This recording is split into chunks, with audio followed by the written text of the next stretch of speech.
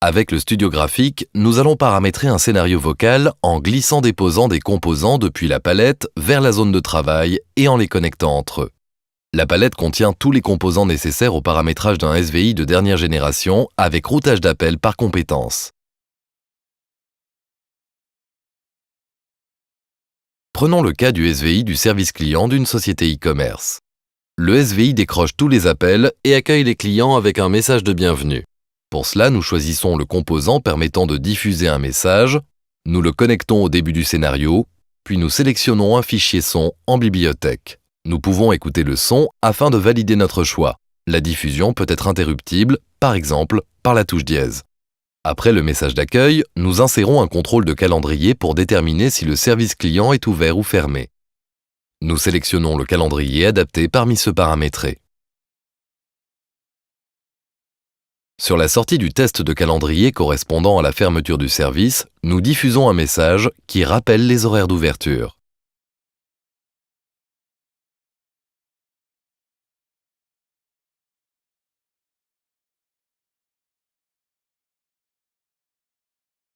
Sur la sortie du test de calendrier correspondant à l'ouverture du service, nous lions un composant permettant de jouer un menu vocal.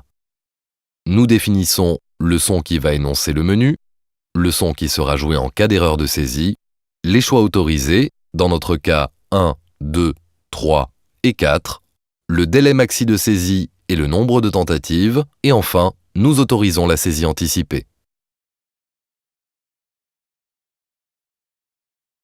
Pour chaque choix, nous créons une branche de l'arborescence.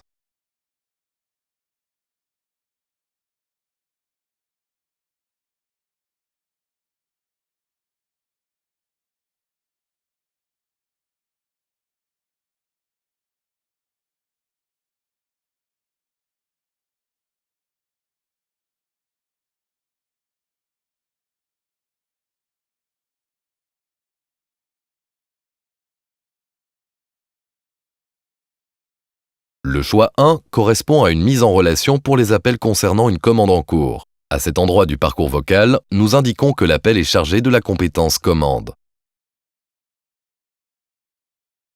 Nous enchaînons avec une mise en file d'attente des appels. Nous choisissons la file d'attente service client qui est paramétrée pour utiliser du routage par compétence. Nous paramétrons ensuite la levée de fiche en précisant qu'elle aura lieu à la prise d'appel et en indiquant l'URL de l'application web concernée. Nous précisons le son à jouer pendant la phase d'attente.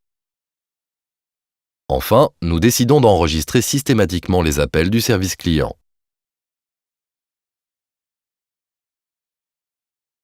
Le choix 2 correspond à une mise en relation pour les appels concernant un retour de commande. Nous indiquons donc à cet endroit que l'appel est chargé de la compétence retour et lions à la file d'attente du service client créée à l'étape précédente.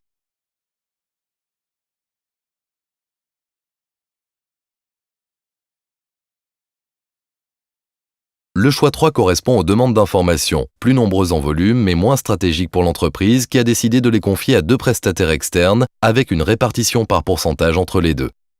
Le composant de répartition par pourcentage est inséré avec les 2 branches correspondantes, l'une à 30%, l'autre à 70%.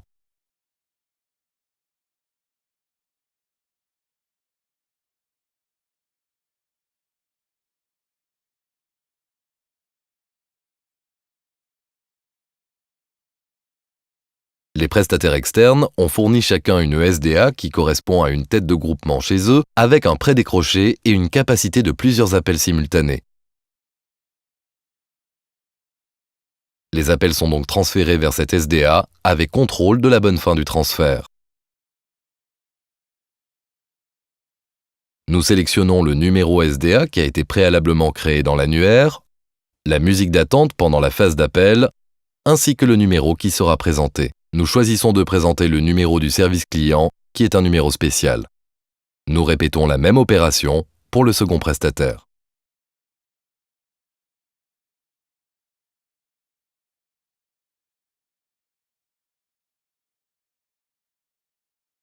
Le 4e choix du menu correspond à une information sur les conditions de livraison diffusées automatiquement par le SVI. Nous insérons le composant permettant de diffuser le son correspondant, puis ramenons sur le menu en fin de diffusion.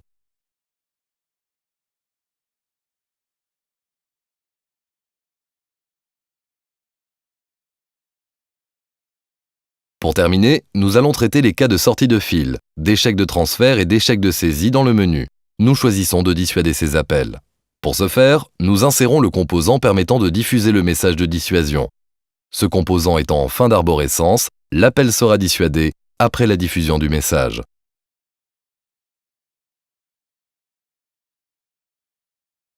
Voilà, le SVI du service client est prêt à être testé.